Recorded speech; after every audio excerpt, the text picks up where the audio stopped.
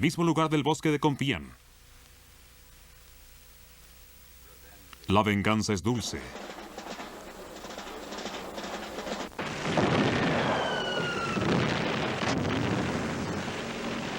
Londres, septiembre de 1940.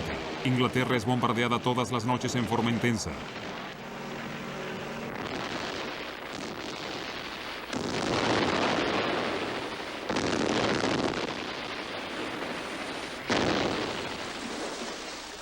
Al mismo tiempo, una flota de submarinos amenaza el aprovisionamiento de Gran Bretaña en el Atlántico.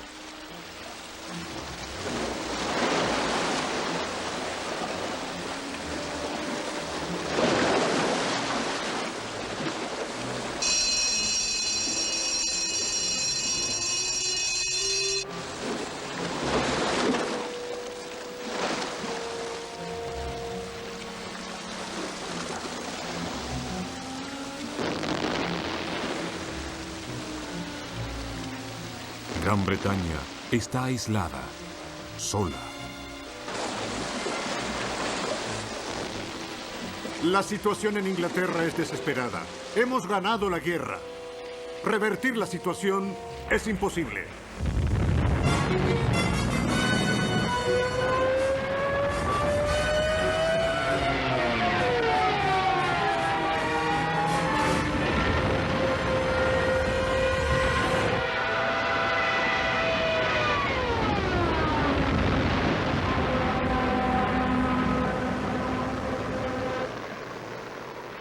Pero el gran señor de la guerra se equivoca. Los aviones de caza ingleses barren a la fuerza aérea de Goering de los cielos diurnos.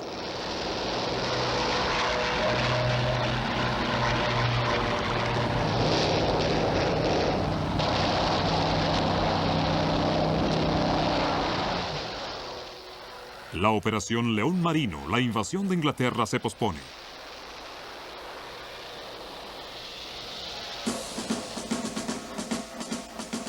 En su cuartel general, Hitler habla con el alto mando, o más bien le da órdenes. El genio militar dice a sus generales: Antes de finalizar la guerra con Inglaterra, debemos prepararnos para conquistar a la Rusia soviética. Desde el verano de 1940, Hitler ha estado planeando un ataque contra la Rusia soviética a pesar del pacto que había firmado. Pero antes de lanzarse en la Operación Barbarossa, debe proteger su retaguardia. El horizonte no se ve muy brillante. A pesar de las rápidas victorias alemanas en Europa, Mussolini ha sufrido humillantes derrotas en África del Norte en manos de los ingleses. En Gran Bretaña, la gente todavía resiste firmemente.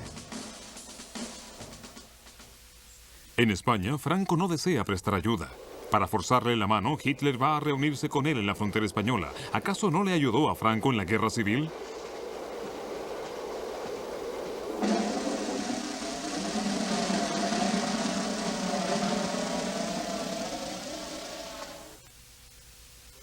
Pero aunque los dictadores hablan durante 9 horas y a pesar de las sonrisas y apretones de manos para las cámaras, Franco no se compromete a entrar a la guerra.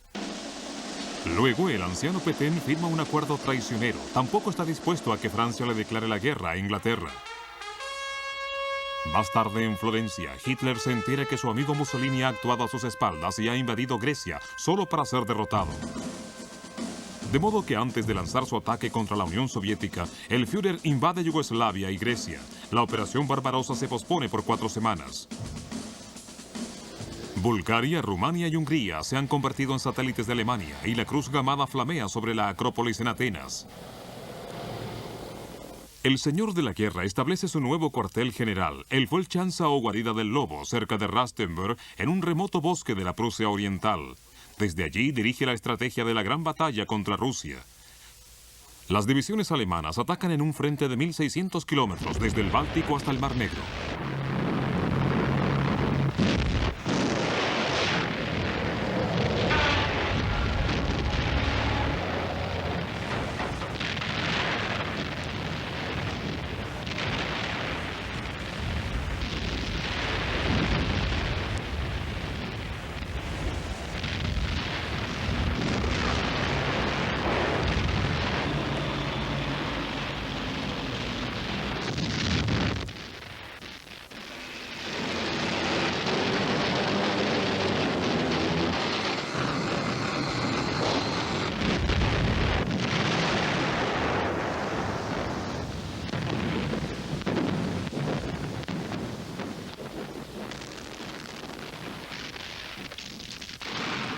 Los rusos queman todo lo que deben abandonar para que nada de valor caiga en manos de los invasores.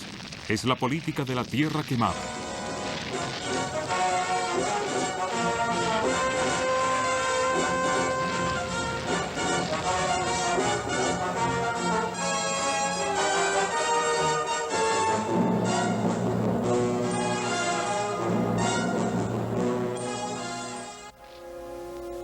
Los prisioneros rusos se cuentan por miles.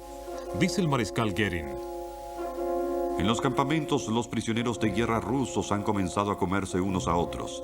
Este año morirán de hambre en Rusia entre 20 y 30 millones de personas. Esto nos parece bien. Algunos pueblos deben ser eliminados.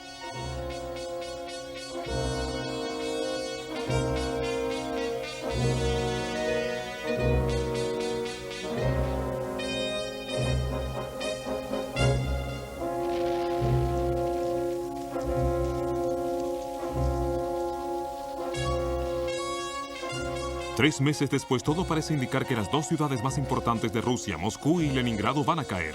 El señor de la guerra dice en un momento de triunfo: solo necesitamos abrir la puerta y todo el edificio se derrumbará.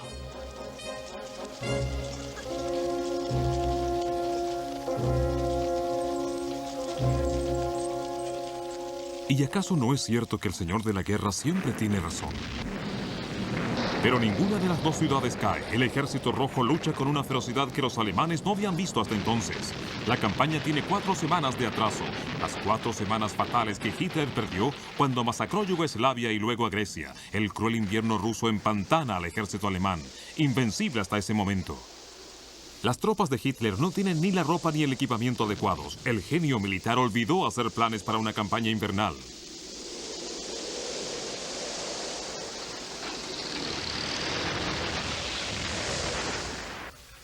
En la guarida del lobo, el señor de la guerra despide a algunos de sus generales y asume en persona el puesto de comandante en jefe.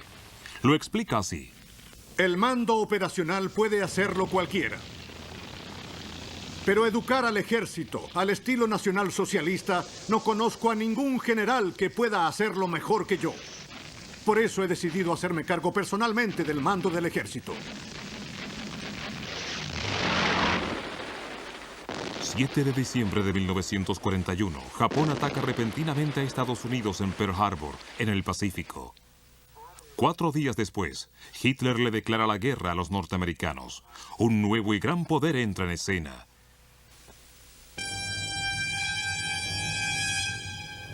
Mientras tanto, en todos los países conquistados en Europa, el nuevo orden de Hitler comienza a imponerse. Heinrich Himmler, comandante supremo de las SS, habla sobre ello.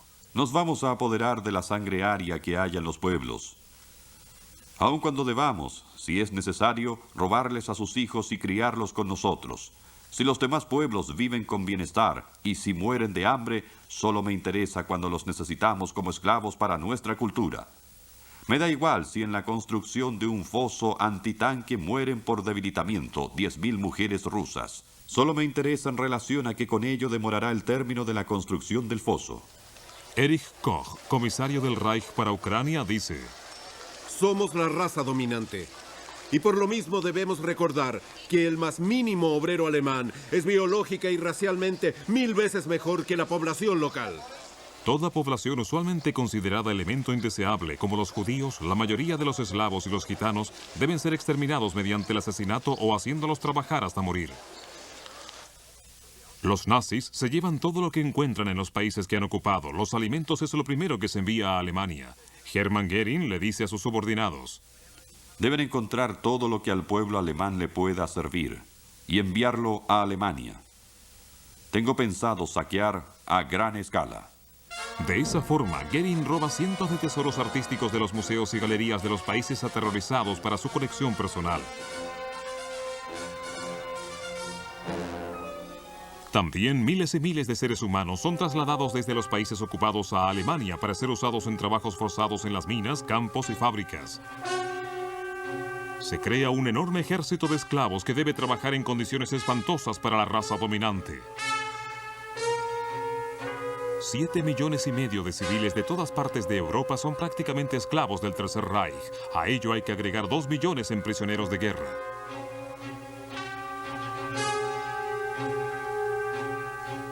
Después del ataque a Polonia, los alemanes confinan a 400.000 judíos en el gueto de Varsovia, aislados del resto de la ciudad. Cada judío aquí y donde quiera que gobiernen los alemanes deben tener papeles especiales y llevar la estrella de David.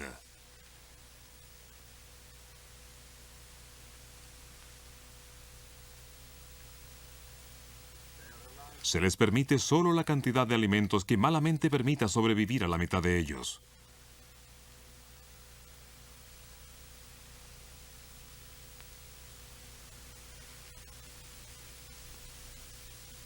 Pero aún así no mueren con la rapidez deseada para satisfacer a Hitler y a Himmler, que están determinados a que el único destino de los judíos en Europa sea su exterminación sistemática. Eso se llamaba la solución final.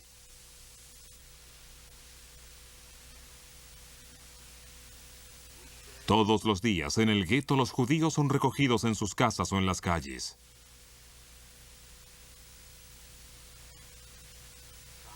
Los que aún pueden trabajar deben hacerlo en las fábricas del gueto para los SS. Los otros, los menos afortunados, son llevados a las estaciones de trenes. Se les dice que los llevarán en tren al campo donde podrán restablecerse pacíficamente. De hecho, su destino es uno de los tantos campos de exterminio.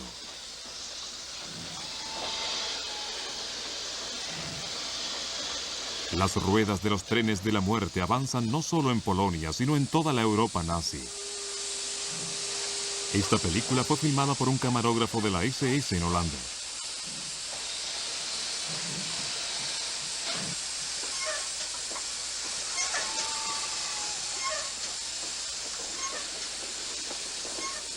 Un transporte masivo de carne humana, de Ucrania, Hungría, los Balcanes, Grecia e Italia. Del oeste, Francia, Bélgica, Austria y Holanda. Embarcados en vagones del ganado, casi siempre sin agua ni comida.